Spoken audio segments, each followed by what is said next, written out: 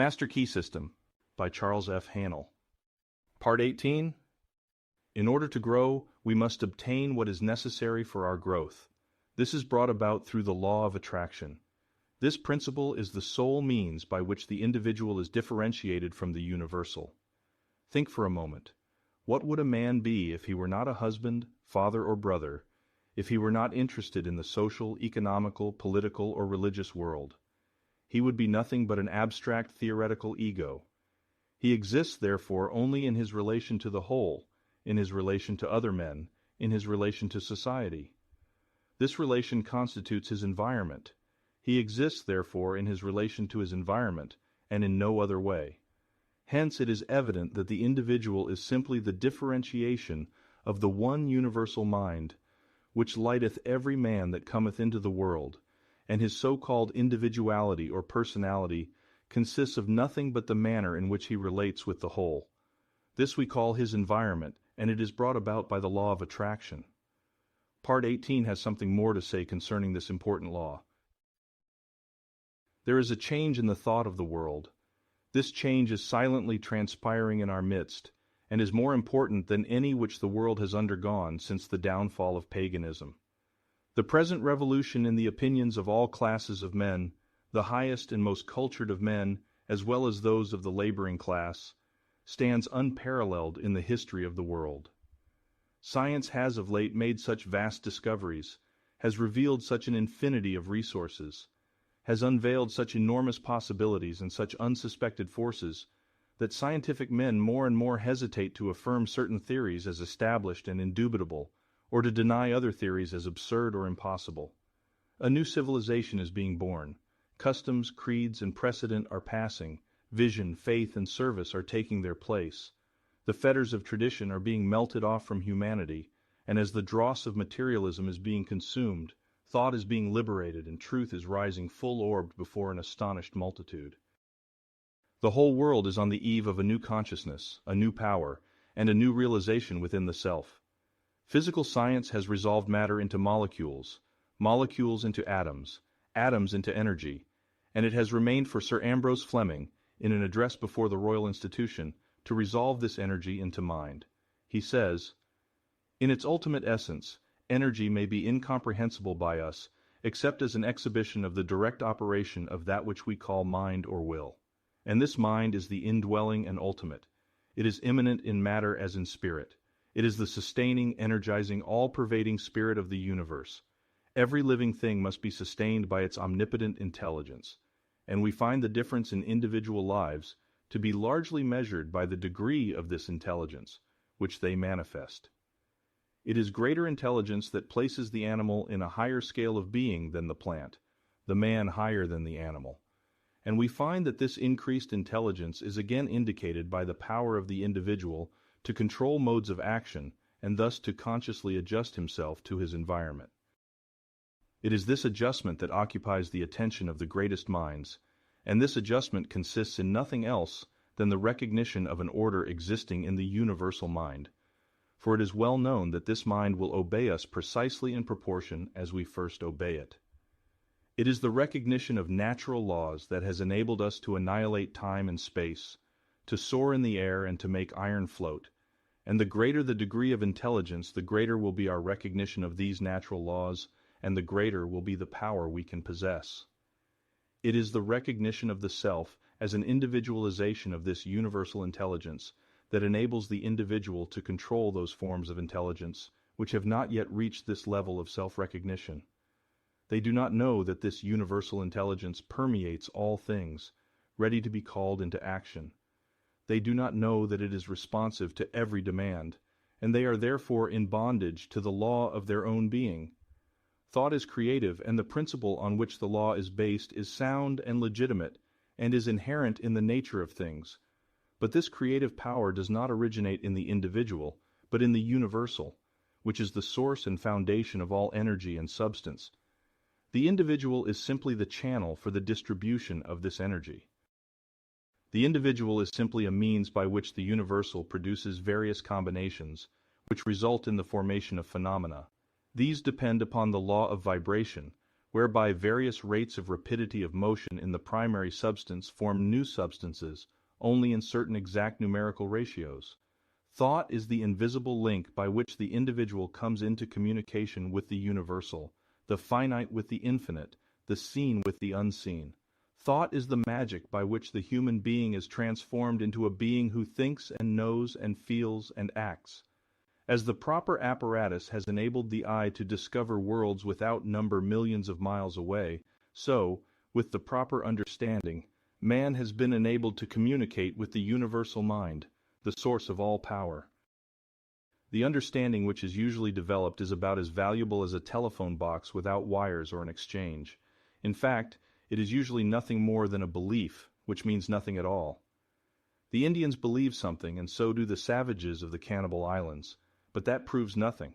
The only belief which is of any value to anyone is a belief that has been put to a test and demonstrated to be a fact. It is then no longer a belief, but has become a living faith, or the truth. 18. And this truth has been put to the test by hundreds of thousands of people, and has been found to be the truth exactly in proportion to the usefulness of the apparatus which they used. A man would not expect to locate stars hundreds of millions of miles away without a sufficiently strong telescope, and for this reason, science is continually engaged in building larger and more powerful telescopes, and is continually rewarded by additional knowledge of the heavenly bodies. So with understanding, men are continually making progress in the methods which they use to come into communication with the universal mind and its infinite possibilities. The universal mind manifests itself in the objective through the principle of attraction that each atom has for every other atom in infinite degrees of intensity. It is by this principle of combining and attracting that things are brought together. This principle is of universal application and is the sole means whereby the purpose of existence is carried into effect. The expression of growth is met in a most beautiful manner through the instrumentality of this universal principle. In order to grow, we must obtain what is essential for our growth, but as we are at all times a complete thought entity, this completeness makes it possible for us to receive only as we give. Growth is therefore conditioned on reciprocal action, and we find that on the mental plane, like attracts like, that mental vibrations respond only to the extent of their vibratory harmony. It is clear, therefore, that thoughts of abundance will respond only to similar thoughts. The wealth of the individual is seen to be what he inherently is. Affluence within is found to be the secret of attraction for affluence without. The ability to produce is found to be the real source of wealth of the individual. It is for this reason that he who has his heart in his work is certain to meet with unbounded success. He will give and continually give, and the more he gives, the more he will receive. What do the great financiers of the city and Wall Street, the captains of industry, the statesmen, the great company lawyers, the inventors, the physicians, the authors, what do each of these contribute to the sum of human happiness but the power of their thought? Thought is the energy by which the law of attraction is brought into operation, which eventually manifests in abundance. The universal mind is static mind, or substance in equilibrium. It is differentiated into form by our power to think. Thought is the dynamic phase of mind. Power depends upon consciousness of power. Unless we use it, we shall lose it, and unless we are conscious of it, we cannot use it. The use of this power depends upon attention. The degree of attention determines our capacity for the acquirement of knowledge, which is another name for power. Attention has been held to be the distinguishing mark of genius. The cultivation of attention depends upon practice. The incentive of attention is interest. The greater the interest, the greater the attention. The greater the attention, the greater the interest, action and reaction. Begin by paying attention. Before long you will have aroused interest. This interest will attract more attention, and this attention will produce more interest, and so on. This practice will enable you to cultivate the power of attention. Now concentrate upon your power to create. Seek insight, perception. Try to find a logical basis for the faith which is in you.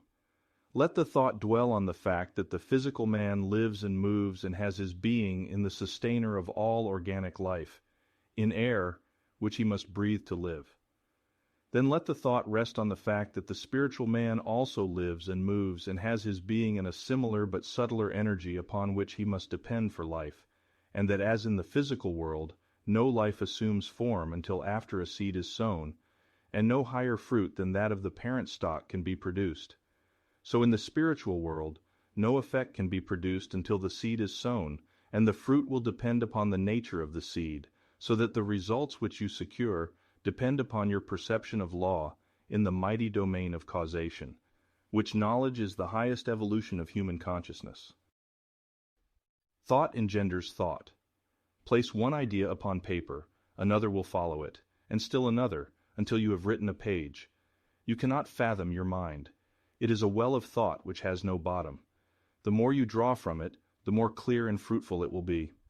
If you neglect to think yourself and use other people's thoughts, giving them utterance only, you will never know what you are capable of. Jia Sala. Part 18 Q&A.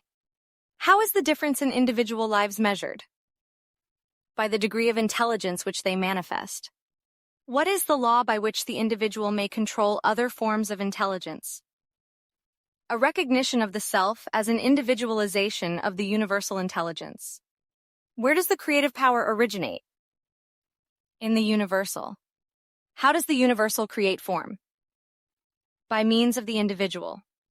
What is the connecting link between the individual and the universal? Thought. What is the principle by which the means of existence is carried into effect? The law of love. How is this principle brought into expression? By the law of growth. Upon what condition does the law of growth depend? Upon reciprocal action.